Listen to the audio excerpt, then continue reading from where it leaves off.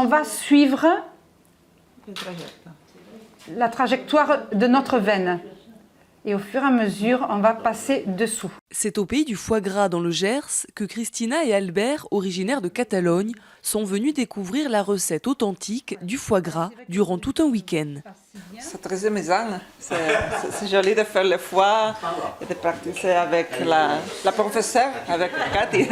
Cathy, c'est Catherine. La propriétaire de cette chambre d'hôte propose en complément de son activité des stages de cuisine autour du canard. Après le dénervage, il faut saler et poivrer le foie. Une cuillère à dessert rase, important, rase, ok? Plus la moitié d'une autre. Ajoutez à cela une cuillère à café de poivre, le tout pour un bocal de 350 grammes. Chantal et Gilbert ont fait le déplacement depuis Vitrolles dans le sud-est de la France, avec l'idée d'exporter la recette.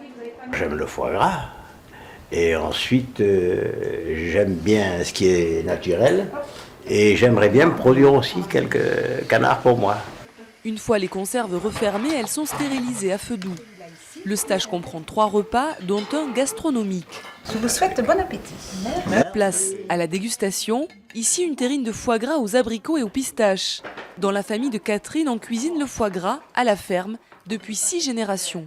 Moi, ce qui me plaît, c'est de donner de transmettre une tradition, parce que j'essaie de donner, comme on le faisait il y a quand même pas mal d'années en arrière, pour que les gens puissent aussi le refaire chez eux et qu'ils aient le meilleur produit possible ou la meilleure cuisine possible.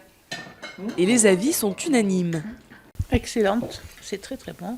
C'est délicieux, hein. Je m'en lèche les babines.